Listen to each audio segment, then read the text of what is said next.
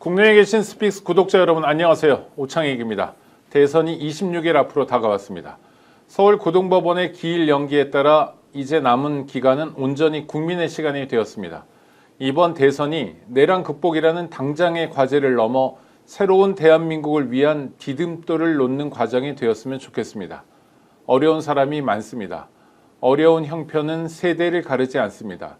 곤란한 처지는 지역을 나누지도 않습니다. 혼자 힘만으로는 어려운 상황을 넘어설 수 없습니다. 여럿이 함께 해야 하고 특히 국가의 역할이 중요합니다. 우리가 발딛고 사는 대한민국이 어떤 국가여야 하는지를 가늠할 중요한 시간이 다가오고 있습니다. 정치를 보는 눈 마키아벨리, 정치 현장의 이야기를 가감없이 전해드립니다.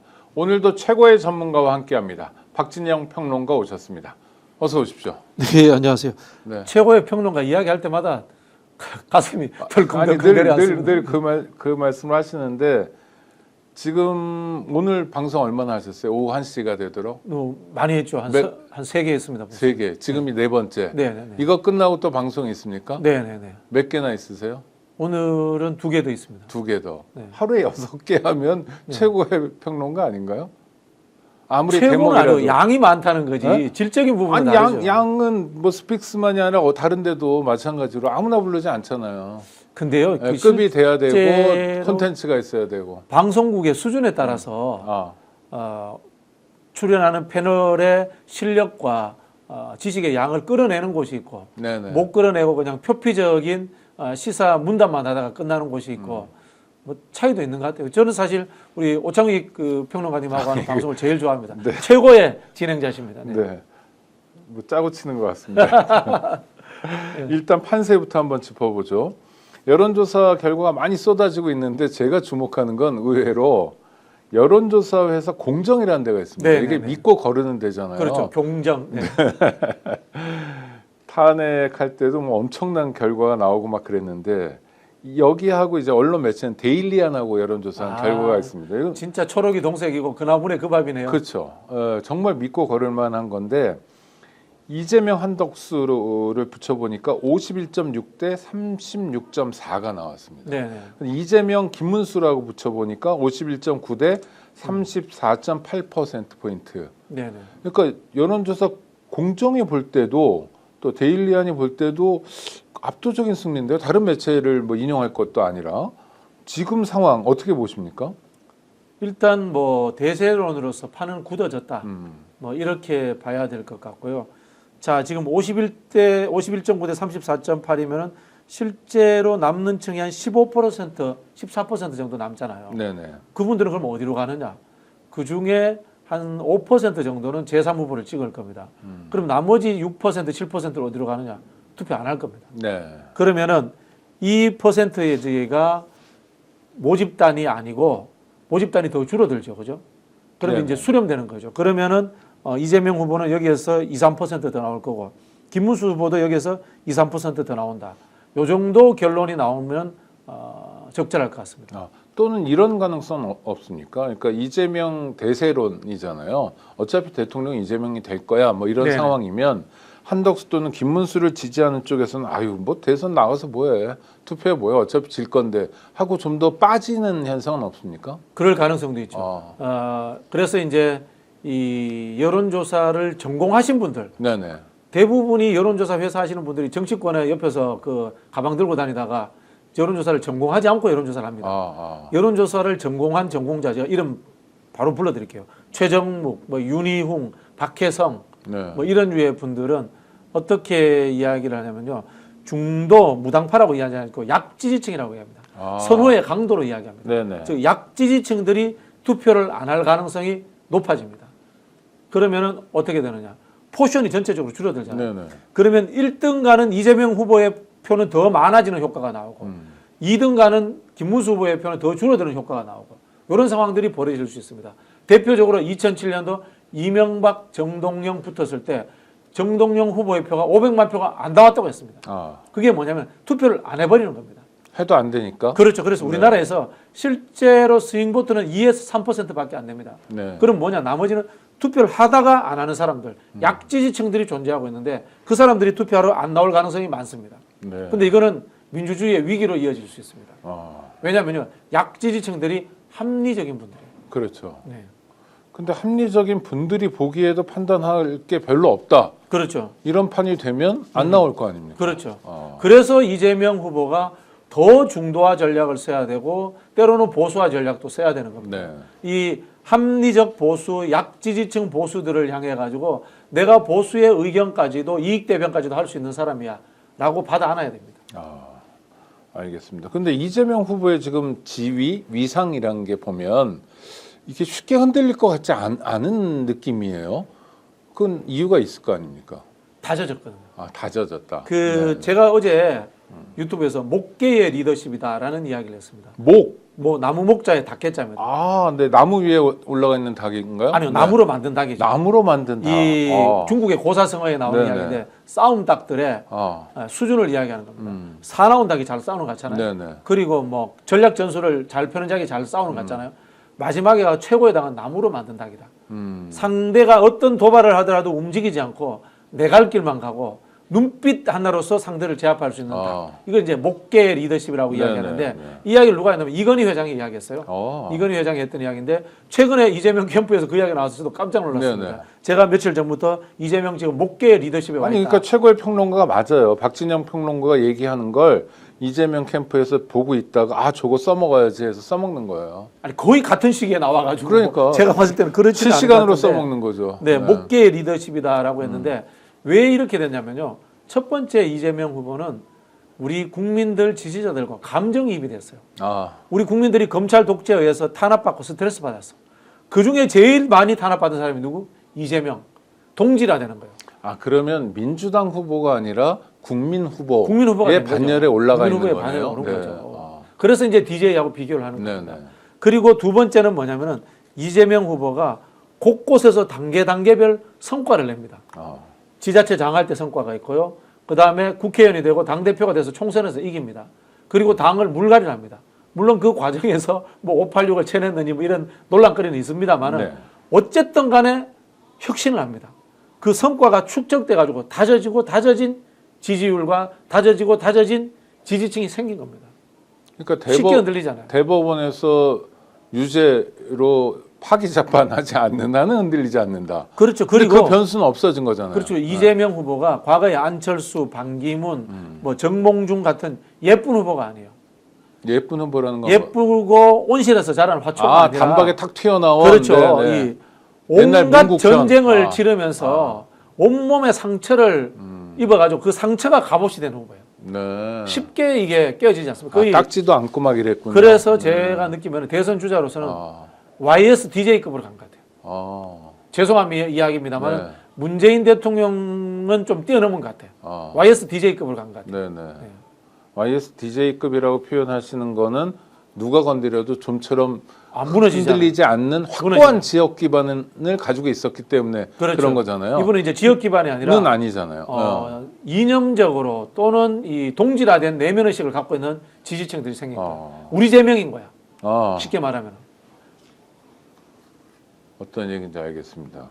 그래도 선거라는 게 바람도 불 수 있고 또 다른 변수도 생길 수 있잖아요. 네네. 그 가능성은 어떻습니까? 바람을 제가 아까 말씀드렸잖아요. 목계의 리더십으로 차단해 버린 거예요. 이를테면 하나 예를 든다. 예를 들자면 이런 거예요. 보통 이제 선거를 하면요.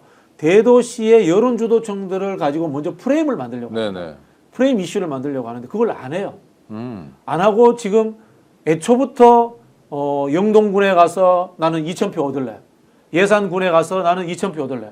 이렇게 해서 다지기로 가버려요. 충북 영동, 예. 충남 예산, 그 다음에 강원도 강원도도 가고 섬지들, 가고 안동 가서 나는 1,500표 얻어올래. 이게 무슨 느낌인가 하면요. 과거에 우리 이제 바둑을 잘 두던 바둑의 신들이 존재합니다. 네네. 조훈현, 조지현, 그렇죠. 조지훈 이런 사람들은 행마가 너무 빨라요.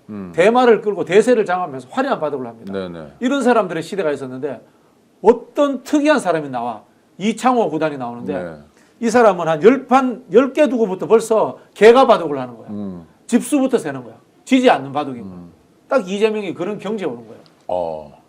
이재명 후보의 실력이에요? 민주당의 실력이에요? 아니면 민주당의 누군가의 실력이에요? 저 이재명 후보의 실력이라고 봅니다. 민주당 그런 실력 없어요. 네. 솔직히 말씀드려요.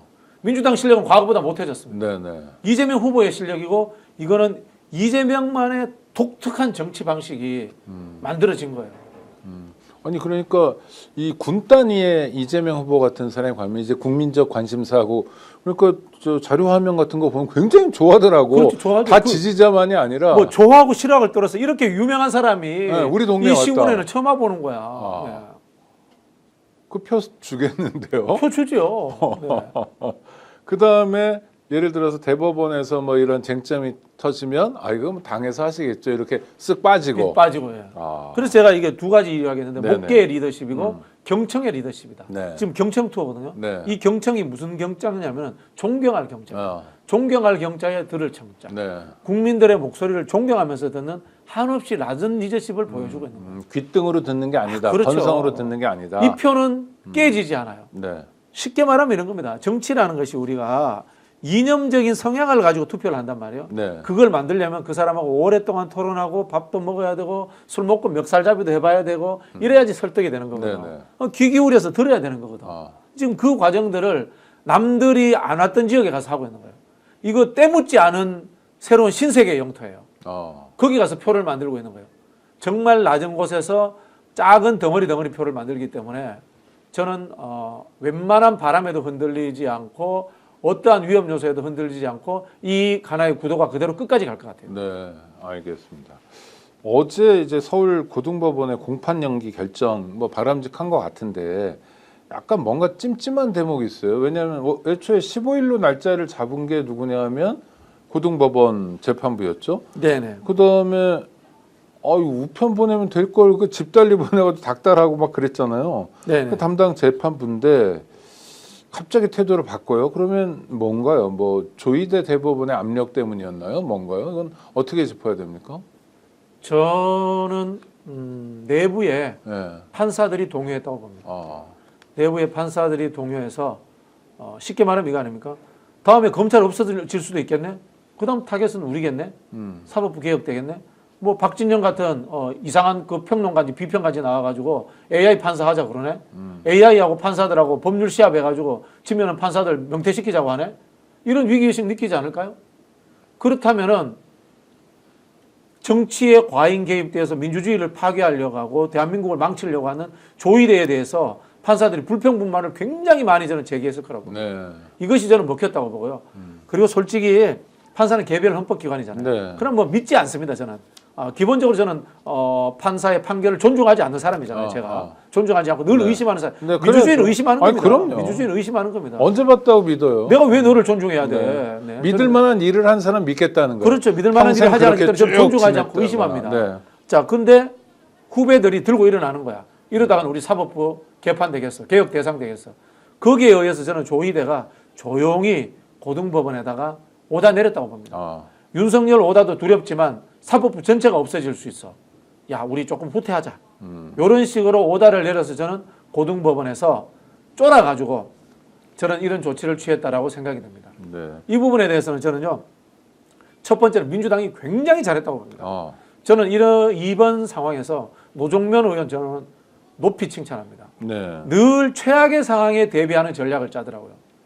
대법원도 탄핵할 수 있고 고등법원도 탄핵할 수 있어. 이 목소리를 먼저 내야 됩니다. 네. 그리고 뒤로 또 물러서기도 하는 겁니다. 전쟁이라고 하는 것은 먼저 이긴다라고 선언하고 우리가 당신들을 전멸시킬 거야 선언하고 난 뒤에 협상하는 거지. 애초부터 협상하면은 밀리는 거거든요. 한덕수 김문수한테 밀리잖아요. 네. 그걸 저는 노정면 의원이라든가 원내 지도부가 굉장히 잘했다라고 칭찬해드리고 싶고요. 그 과정에서 국민들이 똑같이 동의해주고 그 압박을 판사들이 받았다. 네. 그래서 저는 판사들이 쫄아서 물러섰다라고 봅니다. 그러면 시민이 이긴 거네요? 시민이 이긴 거죠. 네. 네네네. 박진영 평론가가 이긴 거고. 네네. 아니 뭐 제가 이긴 거예요. 네. 여기 구독자 중에 서수진님이 내일 이재명 후보님 경주에 와요. 와 신나 뭐 이런 글을 썼는데요. 너무 좋아요 이렇게. 실제로 좋으니까 이런 좋으니까 그런 말씀하시는 거죠. 아니 생각해보세요. 민주당 후보가 경주에 오래 안 가잖아요. 잠깐 들리고 말잖아요. 그렇죠. 표 어차피 안 네, 된다고 하는데 네. 근데 이재명 후보는 거기 가서 3,000표, 4,000표 더 만들어내겠다고 가는 거야. 황리단길도 가는 거고 네. 그렇게 하는 거고. 제가 부탁이 있다면은 경주에 쌈밥이 맛있어요. 쌈밥. 쌈밥이요? 예, 쌈밥. 그 좀 제대로 좀 후보 좀 밥 좀 먹여주셨으면 감사하겠습니다. 왜 군것질거리만 먹으니까? 아니 밥을 제대로 못 드시는 것 같더라고요. 네. 아니 건강해야죠. 뭐 잘 먹어야 뭐도 하고 그러죠. 근데 하여튼 법원에 대해서 이번에 국민들이 다시 한번 보게 되고 조의대를 네. 통해서 사법개혁의 필요성을 알게 되고 뭐 네. 심우정 뭐 또 그전에 지기현이도 그랬고요. 뭐 선거가 끝나더라도 사법개혁의 과제는 챙기고 가야 되는 거 아니냐 이런 목소리가 다만 많습니다. 사법개혁의 주체는 저는 국회가 돼야 된다고 봅니다. 네네. 행정부는 개입하면 안 됩니다. 네네. 행정부는 사법개혁에 개입하면 안 됩니다. 검찰도 개입하면 안 됩니다. 네. 국회가 해야 됩니다. 국회가 해야 됩니다. 왜 그러냐면요. 우리가 상권 분립이라고 하지만 사실은 상권이 동등하지 않아요. 동등하자는 건 새빨간 거짓말입니다. 네. 그럼 무조건 국회가 1등입니다. 저는 입법부라고도 부르지 않고 국회 대의기관이라고 부르는데요. 네. 헌법의 대다수가 대의민주주의와 민주공화정에 대해서 이야기를 하고 있고 그 요체가 국회입니다. 그렇기 때문에 저는 국회가 주도해서 사법부를 개혁을 해야 됩니다. 네. 그런 이야기를 하니까 그 덜 떨어진 인간들, 한동훈이라든가 뭐 이런 인간들이 권영세 같은 인간들이 왜 사법부의 독립성을 훼손하느냐 이런 이야기를 하더라고요. 독립성을 훼손하는 게 아니라 사법부가 잘 되도록 채찍질하고 감시하고 견제하는 기능이 국회에 있습니다. 그래서 국회 상임위 중에 법제사법위원회가 존재하는 거예요. 그럼요. 네. 국회는 국민의 대표 기관이기 때문에 행정부도 견제하고 사법부도 견제하고 행정부도 발목 잡고 사법부도 발목 잡으라고 존재하는 게 국회예요. 그렇죠. 그래서는 국회가 주도해서 사법개혁을 해야 된다. 그리고 행정부는 하면 안 되는 겁니다. 절대. 그래서 이재명 정부 보고 사법개혁하라라는 이야기는 하시면 안 됩니다. 네네. 이거는 민주당과 국회의 몫입니다. 여러분. 네. 우리 구독자 중에 야마도라님이 이런 아이디도 있군요. 싼밥 말고 쌈밥 해봐 이렇게 반말로 하시는데 네 그런 거죠. 살밥 드시고. 아니 그러니까 저는 어떻게 이분 농담하시는 거죠. 전 쌈밥 싸구려봐 그게 아니라 쌈 쌈으로 쌀 해먹는 거는 쌈밥. 네, 네. 그 얘기죠. 네. 죄송합니다. 한번 웃겨보려고 그랬습니다. 네. 아이고. 제가 이럴 때 경상도 사투리 시원하게 한번 해드릴까요? 네. 정지에 가서 지렁 좀 가와봐라. 네? 이게 무슨 뜻인지 아세요? 좀 정지에 가서 지렁 좀 가와라. 가와라는 가져와라. 가져와라. 갖고. 예. 네. 정지, 뭐예요? 부엌. 부어 정지라 갑니까? 예, 지렁은 간장. 어. 예. 이 정도는 못 알아듣게 또 하나 해드릴까요? 네네. 거라 돌가루주가 셉이 있다. 하나도 못 알아듣겠죠. 네. 거라가 뭐예요? 거랑. 거랑? 거랑은 강을 거랑이라고 합니다. 거랑에 돌가루종이는 이제 요즘 말로 시체 말로 시멘트 포대를 돌가루종이. 돌가루 종이. 예, 돌가루종이. 셉이 있다는 엄청 많다. 셉있다가 훔치다가 아니라 엄청 많다. 네. 예, 셉이 있다. 외국어를 듣는 느낌이었습니다. 네.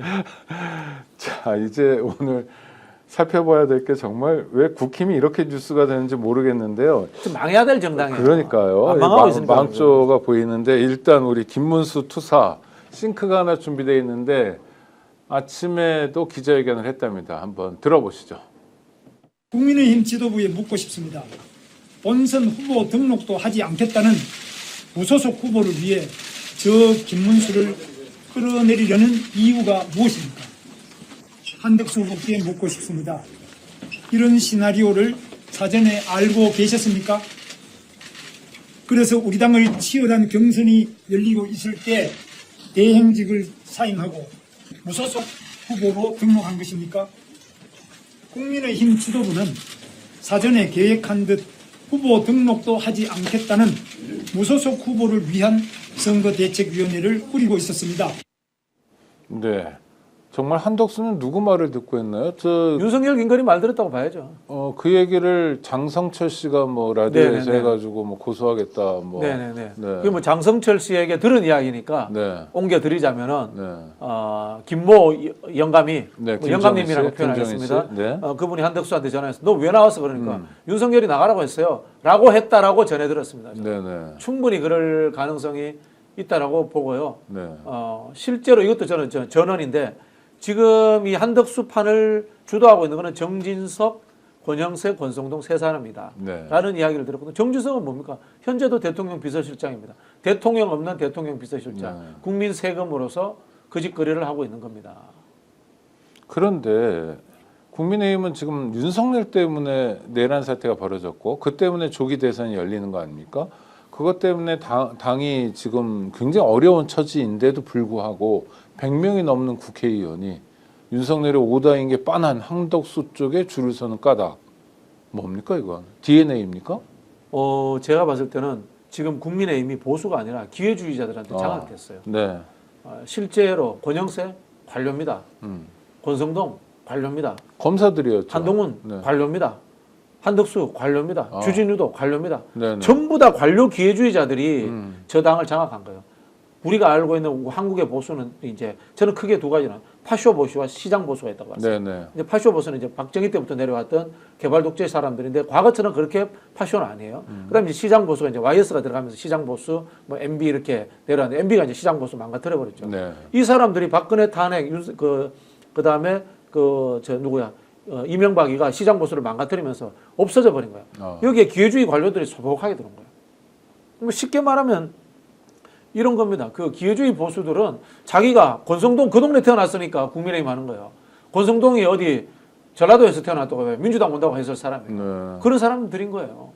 그런 사람들이 그렇죠. 검사들 보면 네. 고향에 따라 당을 정하더라고요. 맞아요. 그러니까 저는 네. 민주당에 온 관료 출신들 믿지 않아요. 네네. 솔직히 말씀드려요. 네네. 믿지 않아요. 다만 기회주의자들도 필요하거든. 수박도 필요하니까 데려다 쓰는 거예요. 네. 네, 그런 부분들인 건데 이 당이 망가지고 나니까 뭔가 메시아가 필요한 거야. 근데 제가 봤을 때 윤석열이 메시아가 된 거야. 지금요? 윤석열이 메시아가 된 거야. 와, 그래서 막 개 끌고 다니고 산책 개 끌고 다니는 거죠. 개 네. 끌고 다니고. 자, 내일 사형 선고받을 수도 있고 무기징역 선고받을 수 있는데 안 쫄아. 네. 술만 먹으면 그게 휘발유처럼 돼가지고 얼굴 빨개져 아무 데나 막 돌아다닐 수 있는 네, 네. 용기가 생겨. 네. 내일 죽는 거에 대한 두려움이 없어. 이 사람 하루살이야. 네. 이게 메시아인 거야. 그래서 이 메시아들의 지지율이 있으니까 당분간 거기에라도 기대해 있어야 되는 거예요. 네. 원래 국민의힘이 레밍 정신이 있어요. 레밍이라는 쥐떼가 있잖아요. 네네네. 레밍이라는 쥐떼는 머리 쳐박고 앞쥐가 올라가면 거기 따라 그냥 꼬리만 따라서 올라가는 거예요. 그러다가 절벽에서 떨어져 죽기도 하거든요. 네. 이거 제가 했던 이야기 아니고 홍준표가 이야기했던 거예요. 네네. 레밍 정치라고. 이 레밍 정치하던 사람이니까 앞에 메시아가 있는데 메시아인지 아닌지 몰라. 네. 앞에 놈이 그냥 가니까 그냥 꼬리 잡고 그냥 따라 올라가는 거예요. 이게 당분간은 버틸 수 있을 것 같은 거야. 이게 지금 국민의힘이 하고 있는 스타일이에요. 김문수 후보는 보면 내공이 있어 보여요. 안 밀립니다. 왜냐하면 기세상은 밀릴 것 같은데 하여튼 지금까지는 안 밀리고 있는 건 뭐 어떤 까닭일까요? 일단 너무 상대방이 잘못한 거예요. 약점을 많이 준 거야. 네. 일단 한덕수는 내란 공범입니다. 그리고 윤석열, 김건희에 의해서 나왔다라고 지금 대부분 소문이 나버렸어요. 이 후보는 어차피 못 이겨. 네. 김문수 입장에서 보기에 33%로 지나 35%로 지나 똑같은 거예요. 근데 왜 정당하게 뽑힌 내가 그만둬야 돼? 이런 겁니다. 쉽게 말하면 이런 거 아닙니다. 산에 올라가는데 김문수, 한동훈, 홍준표 등은 밑바닥부터 등산해서 올라가. 한덕수는 케이블카 타고 올라왔어. 네. 케이블카 타고 올라온 사람한테 후보를 양보한다는 게 말이 안 되잖아요. 여기에서 한덕수가 정말 기회주의자고 나쁜 사람인 게 8명이 참여했던 국민의힘 경선에 참여했어야 돼요. 네. 그것조차도 안 한 거야. 윤석열조차도 경선에 참여했단 말이야. 그랬죠. 지난 대선에. 네. 이 사람은 경선도 참여 안 하고 정말 날로 먹으려고 하는 기회주의자. 날로 먹기에 진술을 보여준 거예요. 동의가 안 되는 거예요. 자, 그런 상황인데 권성동, 권영세가 실력이 없는 게 표시가 안 나야 되잖아요. 네. 나는 그래도 우리가 뽑은 김문수가 후보되는 게 좋겠어라는 뉘앙스를 가지고 경선에 들어가야 되잖아. 단일화 경선에 들어가야 되는데 우리가 뽑은 김문수가 양보해 주세요 라는 이야기를 대놓고 하는 거예요. 김문수 기분 좋겠어요. 나도 돈 2억 썼고 2억만 썼겠어요. 더 많이 썼는데. 그렇죠. 임대료도 있고. 수용할 수 없는 상황인 거야. 그리고 김문수가 찬찬히 찾아보니까 당무 우선권이라는 새로운 칼이 나한테 하나 주어진 거야. 이걸 휘두르면 돼. 그리고 한덕수는 윤석열, 김건희가 나오라고 했기 때문에 권력 의지가 약해. 버티면 이길 것 같은 거야. 절대 물러설 수 없는 거죠. 그리고 캠프가 지탱하는 힘, 미는 힘 같은 것도 있지 않습니까? 당연하죠. 제가 말씀드리지만 거대 정당의 후보를 뽑아놓으면요. 네. 그 자체 메커니즘이 하나의 힘이 되어줍니다. 그러니까 같이 일하는 사람들, 김재원이니 그렇죠. 차명진, 오랜만에 그렇죠. 돌아온 네. 박계동, 기회다 해가지고 이 예, 사람들도 열심히 뛰고 밀리면 안 된다. 우리도 떡고물 챙겨야죠. 네, 간만에 온 기회니까. 어차피 지는데 한덕수로 지나 김문수로 지나 네. 김문수로 지는 게 당권도 잡고 지방선거에 공천권도 생기는데요. 알겠습니다. 근데 말이 근사해요. 어떤 불의에도 굴복하지 않겠다. 뭐 응분의 조치를 취하겠다. 할 수 있는 모든 방법을 강구해 이 사태를 막아내겠다. 김문수의 말인데요. 김문수 씨가 결국 이기나요? 어떻게 되나요? 이기죠. 이기나요? 네. 당무 우선권이 있는데 마음에 안 들면 비대위원장 내가 해임시킬게. 이렇게 할 수도 있는 거예요. 네. 이거 애매합니다. 규정이 없어요. 규정이 어. 없는데 문제는 뭐냐면 이 비대위원장이 당원들이 선출할 정당한 권력이 아니에요. 그렇죠. 의총에서 했죠. 임의로 네. 뽑아버렸어. 네. 그런 상황이기 때문에 김문수가 개겨도 되는 거예요. 시간은 김문수 편입니다. 다만 하나 재밌는 가정이 있어요. 네. 김문수가 대선 후보로 등록을 해야 되잖아요. 네. 그러면 당대표 직인이 찍힌 등록 신청서를 선관위에 등록해야 돼요. 네. 그 도장은 누가 찍어주느냐? 권영세. 권영세가 찍어요. 그러면 권영세가 안 찍겠다 그러면 국힘은 후보가 없네요? 이게 애매해요. 네. 그러면은 김문수가 권영세 사퇴시켜버려. 네. 내가 새로 임명할게. 어. 이러는 권한이 있느냐 없느냐. 네. 이거는 당원 당규가 애매해요. 그럼 막 법원에 가야 되겠네요. 법원에 가야 되고. 법정 투쟁. 그래 이 당 자체가 이제 망해야 되는 정당인 거예요. 네. 비상식적 상황이 난립해가지고 당원 당규로 해결할 수 없는 상황이잖아. 이게 모든 게 윤석열 현상이에요. 그러면 정말 막 가면 회개한 일이 벌어질 수 있겠네요. 아니, 그러니까 어떤 일이 벌어질지도 모르는 거 아니에요? 옥새 들고 나르샤 또 있을 수 있는 그렇죠. 겁니다. 김무성이 했던 것처럼 네네. 또 권성동은 뭐 단식 투쟁도 한다며요. 그럼 뭐 밥맛이 없겠죠. 그러니까 밥맛이 없어서. 네. 아니 단식 투쟁을 왜 합니까? 네. 지금 보세요. 길어봐야지 아. 제일 길어야지 15일, 14일까지니까 한 5일 단식하는 겁니다. 네. 건강 단식을 하는 거네. 네. 김문수 후보가 오늘 제안한 건 강압적 단일화 요구를 중단하라. 뭐 하여튼 법적 분쟁도 마다하지 않겠다 이러면서 한 말이 일주일간 선거 운동을 한 다음에 다음 주 수요일 14일에 방송 토론을 하고 목요일 금요일에 그러니까 15, 16일에 여론조사 경선하자 이런 제안을 했는데 이건 어떤 뜻인가요?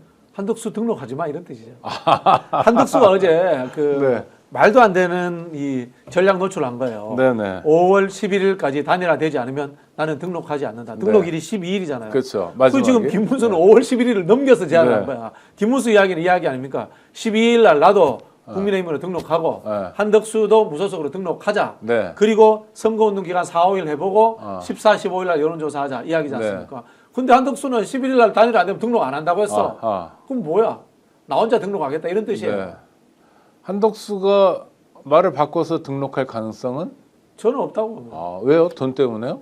돈 때문이죠. 돈 때문이죠. 부자인데요. 아니 만일 예를 들어가 등록한다고 합시다. 네. 근데 또 김문수가 또 핑계 대가지고 14, 15일 날 못하겠다고 하면 어떡합니까? 네네. 네. 김문수한테 제가 또 한 카드 하나 가르쳐드릴게요. 네.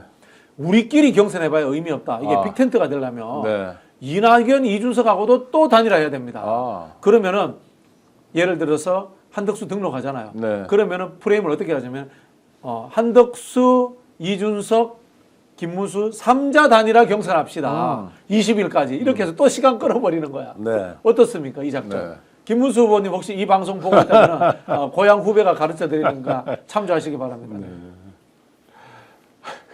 한덕수 씨는 뭐라고 말했는지 한번 보시죠. 그렇게 제가 왜 대통령 후보로 나설 수밖에 없었는가 하는 말씀을 드렸는데도 불구하고 왜 한덕수 후보가 대통령 후보로 나왔는지 모르겠다 이런 얘기를 하는 거는 정말 그거는 기본적인 예의도 없는 그러한 분 아닌가 저는 그런 생각을 하게 됐습니다. 오늘 오후 4시에는 제가 가서 그분이 잘못하고 있는 거는 분명히 잘못하고 있다는 말씀을 드리고 여러분들 앞에 쓰겠습니다. 재밌네요. 이야기는 결별 수순 들어가겠다는 이야기. 네.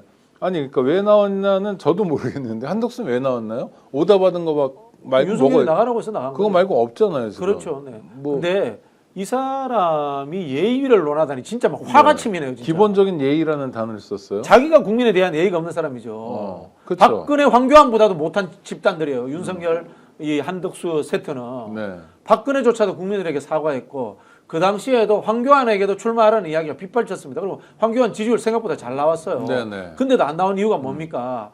탄핵당한 대통령 밑에서 국무총리했기 때문에 내가 스스로 부끄럽다라는 이야기를 합니다. 네. 부끄러움을 모르는 자예요. 저자는 정말. 김문수, 황교안보다도 못한 사람이에요. 저 사람. 2차 회동도 결렬되겠네요. 결렬 가능성이 저는 높다고 봅니다. 네. 합의된다면 한덕수가 포기하지 않는 한 합의는 없고. 그러니까 이게 또 문제가 네. 뭔가 하면요. 국민의힘의 구성원들이 기회주의자들이고 네네. 겁이 많다 보니까 탈당해서 나와서 의원 20명이 나와가지고 한덕수를 위한 당을 만들지를 못해요. 아, 떨리는 거군요. 이 인간들이 워낙 비겁하게 살아온 사람들이다 왜냐하면 보니까. 배신자 프레임입니까? 뭡니까? 배신자 프레임이 아니고 일단 추운 데 가는 걸 견디지를 못해요. 아, 웰빙에서 벗어나지를 못해요. 네네. 그 아니 실제로 가도 배지는 똑같잖아요. 배지는 똑같은데도 못 국회의원인데도. 가요. 아, 작은 겁이 당에 많아가지고. 가면 예, 겁이 예를 많아요. 들어 상임위 같은데 좀 뭐 배정 받을 때 좀 불이익 받거나 이런 그뿐만이 거. 아니라 내 지역구에 국민의힘에서 지역위원장 대체로 만들어버리면 어떡해. 아, 그 뭐 사이에 이런 것들. 나는 그렇죠. 경상북도인데. 아, 그렇죠. 네. 정말 비겁한 집단들만 남아있어요, 지금. 유승민, 김무성만큼의 용기도 없고, 황교안만큼의 최소한의 예의 범절도 없는 그런 정말 쓸모없는 자들만 지금 국민의힘에 남아있는 거예요. 야, 근데 황교안만큼도 안 되는 사람들만 잔뜩 모여 있다고 하니까 정말 끔찍하네요. 네네. 왜냐하면 황교안도 이렇게 말짱한 사람은 아닌 것 같아 보이고. 제정신이라고 보기 어려운데 네네. 그보다 더한 기회주의자들만 남아있는 거예요. 요번에 보니까 나경원이 떨어졌다고 부정선거라고 주장하는데 그러니까요. 기가 막힌 분인데 그만도 못하다. 그 국민의힘 지도부의 입장도 한번 들어보시겠습니다. 당원들의 80%가 넘는 당원들이 단일화해라. 그것도 후보 등록 전에 해라. 라고 준엄한 명령을 내렸습니다. 그러면 김문수 후보는 이에 따르면 됩니다. 그런데도 불구하고 당원들의 명령을 무시한 채 그 알량한 대통령 후보 자리를 지키기 위해서 오늘 아침 기자회견하는 모습을 보면서 저분이 지금까지 우리가 생각해왔던 민주화 투사인지 3번의 국회의원과 2번의 경기지사 그리고 노동부 장관을 역임한 우리 당의 중견 정치인인지 의심이 들었습니다. 네, 권성동 화가 나 있군요. 권성동은 저런 말할 자격이 없어요. 네. 자, 제가 김문수를 위한 변명을 해드릴게요. 김문수가 단일화 안 하겠다고 한 적이 없어요. 단일화 하겠다고 한 겁니다. 그렇죠. 회담도 뭐 먼저 회담도 제의했죠. 하고 어제 오늘 다. 단일화 하겠다고 합니다. 그럼 무슨 단일화냐? 국민의힘 후보인 나를 중심으로 내가 이기는 단일화를 하겠다고 한 거지 단일화 안 하겠다고 한 적이 없어요. 네. 권성동은 사실관계를 호도하고 있는 거예요.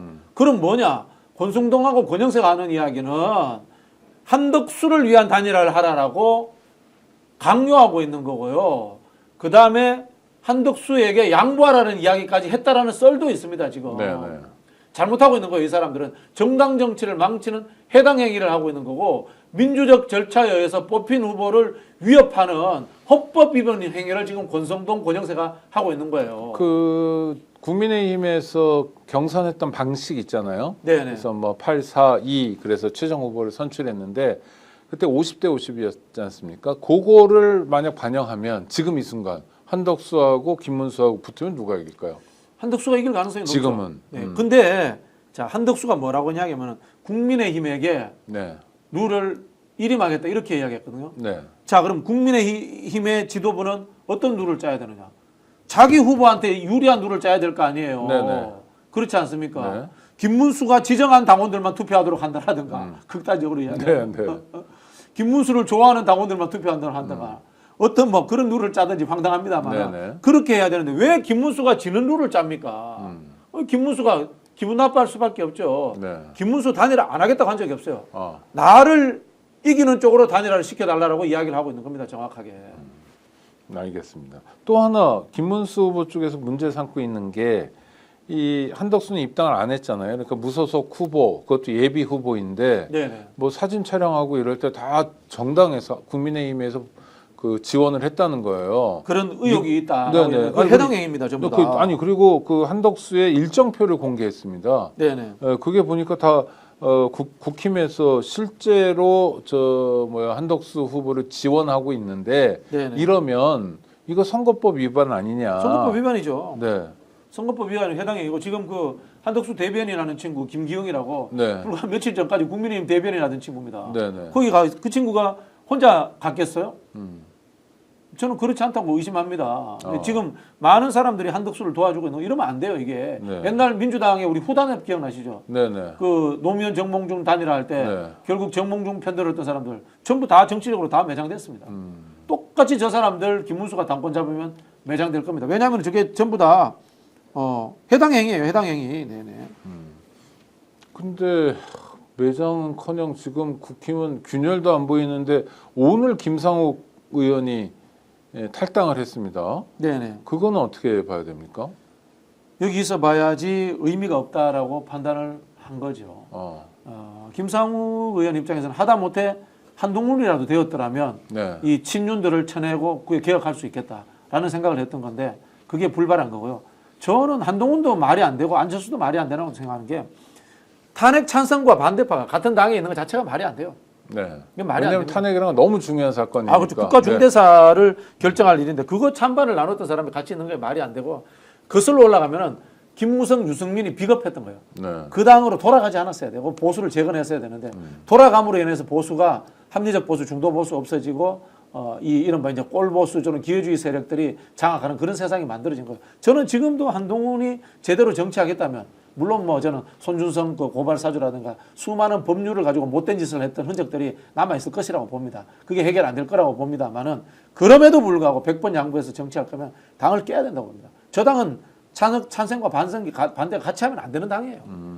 당을 깬다는 차원에서 지난번 박근혜 탄핵 때 그래도 존재감을 보여줬던 유승민 전 의원 같은 네. 경우에 대선 경선 출마도 안 했고 그야말로 조용히 지냅니다 요새. 네. 이 양반은 왜 그러죠? 물론 뭐 안 될 것 같으니까 안 될 것 그런 같으니까 거 못하는 거죠. 네. 근데 이런 양반도 아직은 그래도 가능성이 있는 거 아닌가요? 전혀 그 없나요? 부분은 저는 민주당에 달려 있다고 봐요. 그래요? 이게 참 역설적이게도 네네. 문재인 정부의 적폐청산이 그나마 합리적이거나 또는 정통성이 있는 파쇼보수의 이 뭐라고 합니까 아류들을 없애버린 거예요. 네. 기회주의 보수가 꼴보수가 주류가 되는 그런 상황을 만들었다고. 탄압받는다 이런 이미지 때문에 더 그렇죠. 뭉치고. 그렇죠, 그렇죠, 네네네. 그렇죠. 그래서 저는 자꾸 말씀드리는 게 연정을 해야 된다고 봐요.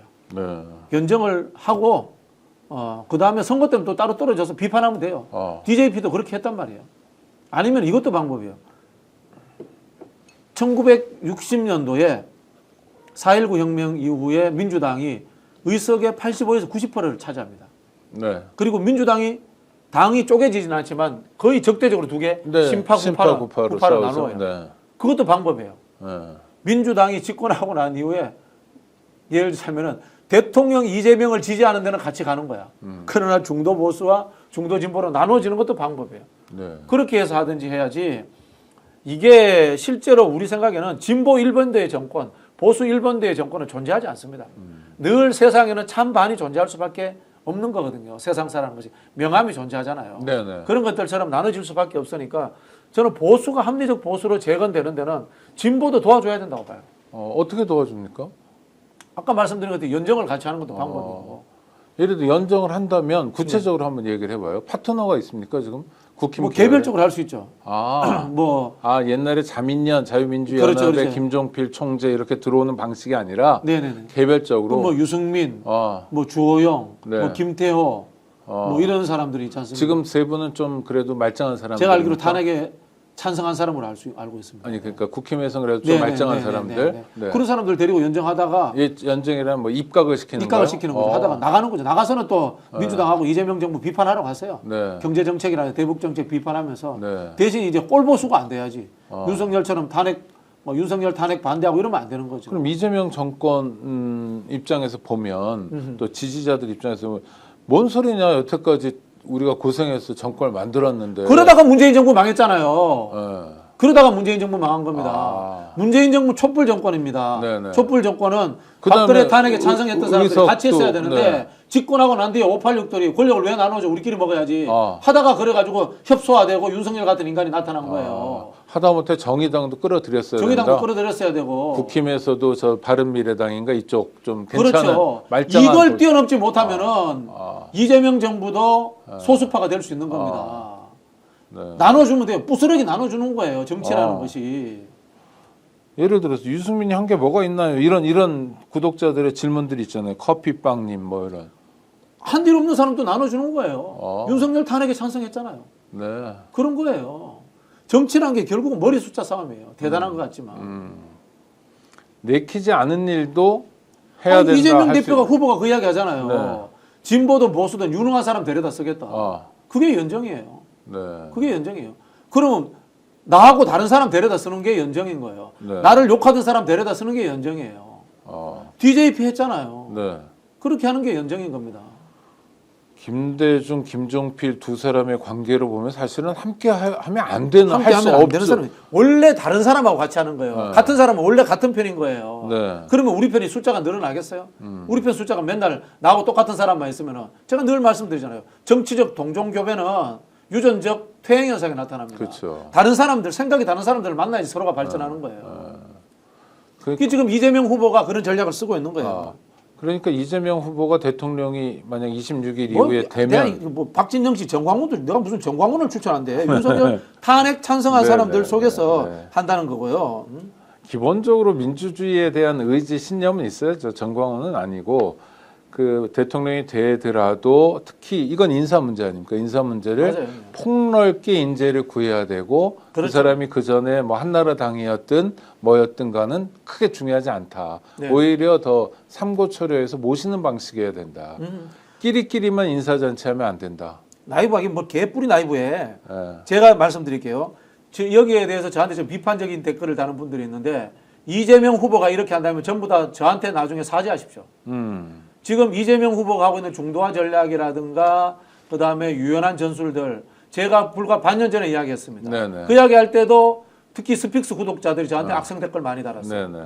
맞죠, 그죠? 근데 네. 지금 다 제가 이야기했던 대로도 이재명 후보가 움직이고 있잖아요. 그렇죠. 중도 보수로 가고 또 인사 문제에 대해서 그런 얘기를 했어요. 예, 우익이니 뭐 좌익이니 진보니 보수니 맞습니다. 가르지 그 않고 이재명 대표가 하는 게 맞는 거예요. 능력대로 하겠다. 뽑힐 때는 우리 진영에서 뽑았지만 뽑히고 나면은 국민 대한민국. 전체의 대통령이 돼야 되는 거예요. 그렇죠. 우리가 윤석열을 비판했던 것을 우리 스스로에게 되돌려보고 네. 반면교사로 삼아서 반대로 해야지 이재명 대표가 역사에 남는 성공하는 대통령이 되는 거예요. 네. 그리고 잘하면 대통령 한 번 더 할 수도 있다고 봅니다. 네. 저는 그런 주장까지도 과감하게 하는 사람이에요. 아니 그러니까 한 번 더 하는 게 아니라 사실 정당 입장에서 중요한 건 그 당이 배출한 대통령 후보가 정권 재창출을 해주는 게 최고 아닌가요? 최고의 선입니다. 최고의 네? 선입니다. 네. DJ가 했던 것처럼 맞습니다. 김대중 노무현으로 연결될 때까지만 하더라도 대한민국이 좀 굉장히 앞으로 나가는 것 같았잖아요. 그렇죠. 네. 저 선배 중에 서준식이라고 인권운동의 효시 같은 분인데 감옥에 오래 있었어요. 17년 막. 근데 노무현 대통령 당선되는 순간 딱 그러더라고요. 앞으로는 이제 감옥 갈 일 없겠다고. 네네네. 뭐 그 다음에도 그런 일은 많았지만 하여튼 그래도 기세상 네네. 김대중 노무현 그 전에 김영삼 포함해도 되는데 김영삼 김대중 노무현까지는 대한민국 역사가 진보하는 것 같았잖아요. 네네네. 아, 제가 네. 그 예언했잖아요. 이재명 후보가 박용진 안을 거라고. 네네. 그때 사람들이 저한테 막 악성 댓글 엄청 달았어요. 근데 이재명 후보가 안 왔잖아요, 결국은. 네. 그리고 박용진 의원은 자기 밥값을 할 거 아닙니까 또? 그러니까 제가 박용진 의원한테도 이야기했어요. 네. 박 의원, 막 정치 공학적이고 내각제적 수준의 구상 이런 거 하지 말고 당신이 우리 국민들에게 호응받았던 거 삼성과 싸웠던 문제들, 재벌개혁 문제들, 상법개혁 문제 이런 구체적인 정책을 이야기해라. 그다음에 정치 어디 공학하지 말고 그러면 네네. 이재명 후보가 당신을 중용할 거다. 이재명 후보가 그 부분에 대해서는 인정하는 거예요. 네. 네. 그리고 오히려 이재명을 보완하기도 하는 거고 이름 갑자기 박용진 의원 입장에서는 또 이번 기회에 정치적으로 더 성숙하고 성장할 수도 있는 거 아닙니까? 그렇죠, 이 뭐. 대선판에 아무것도 안 하고 가만히 있으면 너무 심심하잖아요. 전 개인적으로 잊혀지고. 박용진 의원을 믿지 않아요. 네네. 믿지 않지만은 이재명 후보 입장에서는 네. 박용진이 중도파들한테 네. 내쳐진 사람이라는 이미지를 갖고 있다면 데리고 오는 게 표에 도움이 되는 거예요. 그리고 박용진이 자꾸 뭐 이낙연도 데리고 오자 이런 헛소리하는 건 필요 없는데 네네. 상법 개정이라든가 주주자본주의 이런 거 주장하면 쓸모 있는 사람인 거예요. 네. 정치라는 것은 그 사람이 가지고 있는 역량이 50%가 쓸모 없더라도 50%가 쓸모 있는 게 있으면 데려다 쓰는 거예요. 이게 DJ가 했던 정치예요. 네. 야, 그래서 그런지 아침 향기님이 박진영 진짜 브레인이네 이런 말씀들을 해주십니다. 브레인이 아니라 네. 우리 지지자들도 수준 낮은 정치와 수준 낮은 평론에 네. 너무 그것만 보시니까 네, 그런 거예요. 펀도리님은 내란 잔당들이랑 어떻게 연정하냐고 이런 말씀. 내란 잔당은 연정 안 하지. 안 한다. 그건 네. 분명하다. 탄핵에 찬성한 사람만 할 수 있는 겁니다. 네, 아유 댓글 많이 써주셔서 너무 감사하고요.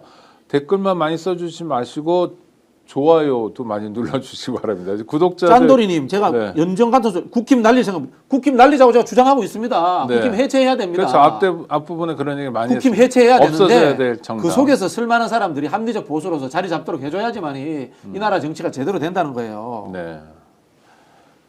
그런 숙제 특히 그러니까 민주당이 어떤 평가를 받냐면 야당일 때 참 잘하는데 여당 된 다음에 잘 못한다. 네네. 이런 평가를 몇 번 받았잖아요. 문재인 정부 때도 받았고 그 좋은 기회를 날렸기 때문에 절박한 마음으로 우리 박진영 평론가가 말씀해 주시는 것 같습니다. 뭐 공감할 수도 있고 안 할 수도 있는데 원칙은 분명한 게 내란 세력과 손잡겠다는 건 절대 아니고 절대 아니죠. 내란 세력 국민의힘을 해체해야 됩니다. 네, 내란 세력들을 뭐 용서해 주자, 뭐 받아들이자 이런 거 전혀 아니고 내란 세력이 아닌 합리적인 부분이 있다면 얼마든지 포용할 수 있고 그렇게 가야만 대한민국의 대통령이 될 수 있고 또 정권 재창출도 할 수 있다 이런 말씀이네요. 제가 광고 좀 해도 될까요? 네네 광고하시죠. 그 우리 스픽스 시청자 여러분, 네. 박진영 TV 구독 부탁드립니다. 아 네. 박진영 TV 구독 부탁드리겠습니다. 박진영 TV로 좀 옮겨와 주세요. 네. 네. 박진영 TV 좋은 콘텐츠가 많죠. 한번 챙겨주시고요. 네, 구독, 좋아요로 성원해 주시기 바랍니다. 자, 이제 대선 정말 얼마 남지 않고 지지하시는 분들 또 내란을 극복해야 된다고 생각하시는 분들은 조바심도 날 거예요. 하루하루가 별 뉴스가 다 터지니까 마지막까지 가면서 혹시 관전 포인트가 있습니까? 득표율. 득표율. 득표율이고 특히 저는 영남에서의 득표율 문제라고 봅니다. 네. 영남에서 득표율 문제인데 최근 일부 여론조사에서 TK에서 이재명 후보 득표 지지율이 30%를 넘었어요. 네, 이기는데도 나오더라고요. 예, 예. 그리고 PK에서는 40%를 지금 안정적으로 넘기고 있거든요. 네. 그래서 영남에서 득표율이 잘 나와서 전국적인 대통령, 모든 국민들의 존경을 받는 대통령이 되었으면 좋겠다라는 말씀을 드리고 싶고요. 그래서 저는 뭐 남들이 어떤 반대를 하든 간에 연정과 선거구제 개편을 꾸준히 저는 이재명 대통령에게 제안 드릴 생각입니다. 선거구제 개편은 어떻게 하자는 겁니까? 저는 중대 선거구제로 가는 게 현재 상황에서 맞다고 봅니다. 그러니까 지금 소선거구제 한 지역구에서 한 명 뽑는데 2개 정도를 합하는 겁니까? 아니면 더? 2개 정도 하면 좋다고 보는데요. 그러니까 한 지역구에서 국회의원 2명 예, 뽑기. 2명이나 3명 하면은 영남에서도 민주당이 다 당선됩니다. 다만 수도권에서 민주당 의석수가 줄 수 있습니다. 네.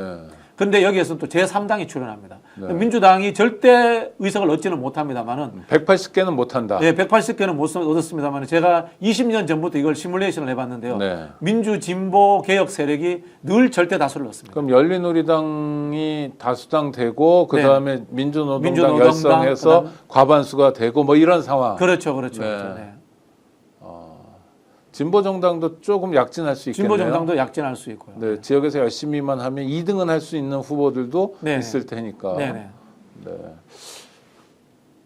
정치는 혼자 처먹는 게 아니군요. 오늘의 교훈입니다. 그래서 제가 노종면 의원을 훌륭하다고 이야기하는 게 최악의 상황에 대해서 대비를 하잖아요. 네. 저도 똑같은 생각을 합니다. 정치 구조의 문제에서 중도의 선거구제를 하면요. 민주개혁 세력은 늘 과반 이상을 얻게 됩니다. 네. 그 최악의 상황을 늘 면하게 됩니다. 거기에서 더 잘해서 200석을 얻고 300석을 얻는 것은 우리의 몫인 거예요. 네. 전략은 황당무계한 신출기몰한 것으로 제갈공명처럼 하는 것이 아니고요. 안 지는 거예요. 안 지는 것이 최고의 전략인 거고 지금 이재명 후보가 하고 있는 선거운동 방식이 바로 안 지는 전략입니다. 네. 그러니까 국민들이 대단한 선물을 달라는 것도 아니고 내란 극복이라는 건 뭐냐면 내란이라는 건 원래 없었던 거잖아요. 계엄이라는 건 없었던 거니까 정상화시키자는 거잖아요. 뭐 아주 대단한 데로 나가자는 게 아니라 대선의 1차적인 목표가 그러니까 밀리지 않는 정치 시스템을 어떻게 만들어낼 건가. 이 문제에 대해서 우리 정치를 현실에서 뛰고 있는 분들, 현실에서 정치하는 분들이 새겨들었으면 좋겠고요. 우리 구독자 여러분들도 함께 고민해 주셨으면 좋겠습니다. 대선이 끝나더라도 대한민국은 앞으로 가야 되고요. 또 대선이 끝나더라도 성공한 정치 지도자들을 만들어내야 합니다. 우리 박진영 평론가 오늘도 고생하셨고요. 마지막 한 네, 말씀 마지막 드리겠습니다. 한마디 더. 이재명 후보가 대통령이 되면요. 국민의힘을 적으로 생각하지 말고 이 관료 독점, 관료 폐해를 가상의 적으로 해서 개혁했으면 첫 번째로 했으면 좋겠다는 말씀 드리고 싶습니다. 네, 관료들 페이스에 말려 들어가지 말고 국민의힘은 대표도 불러서 자주 밥도 먹이고 밥도 먹고 하면서 경청도 하고 네.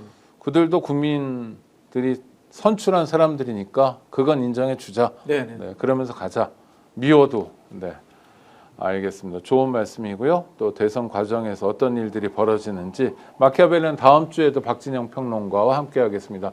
구독자 여러분 늘 감사하고요. 스픽스 열심히 하고 있는 거 알고 계시죠? 구독, 좋아요로 성원해 주시기 바랍니다. 함께해 주셔서 감사합니다.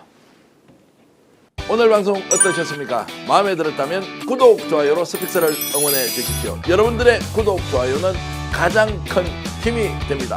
스픽스 구독, 좋아요.